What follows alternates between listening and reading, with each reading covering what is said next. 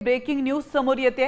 आताची सर्वात मोठी बातमी, महाराष्ट्रातील टीईटी पेपर फुटी प्रकरणातील आरोपींनी मोठे खुलासे केलेत। टीईटी परीक्षा फोडल्यानंतर आता सहाय्यक प्राध्यापक भरतीसाठीची एसईटी परीक्षा, सेट परीक्षा त्यांच्या पुढच्या लक्ष्यावर होती। देशभरातील मुद्रणालयातील कर्मचाऱ्यांना हाताशी धरून प्रश्नपत्रिका बाहेर काढल्या जात होत्या। तसंच ऑनलाईन पद्धतीने परीक्षा केंद्रावर नियंत्रण मिळवून उत्तरे पुरवली जात असल्याचा आरोप आहे। ठाणे पोलिसांकडून देशव्यापी नेटवर्कचा तपास सुरू आहे। याविषयी अधिक माहिती देण्यासाठी आपल्या प्रतिनिधी साक्षी यादव आपल्यासोबत जोडल्या गेलेले आहेत। साक्षी, आपण पाहिलं टीईटी परीक्षा फोडल्या, परीक्षांचे पेपर फोडले आणि त्यानंतर आता सहाय्यक प्राध्यापक भरतीसाठीची सेट परीक्षा जी घेतली जाणार होती त्या पुढच्या लक्ष्यावर होता अशी माहिती समोर येते। काय म्हटलं या आरोपींनी नेमकं?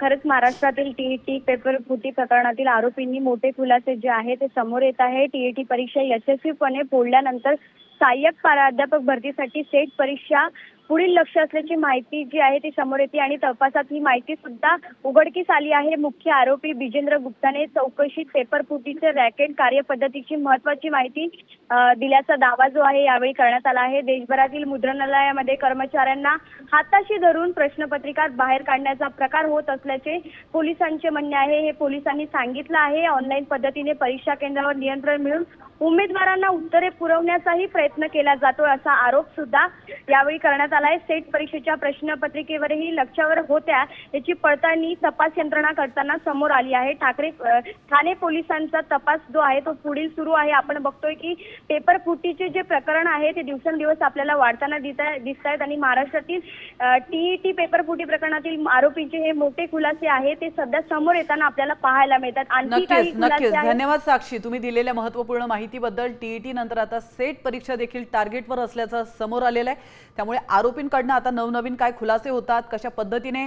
पोलीस तपास पुढे जातो याकडेही आपलं लक्ष असेल।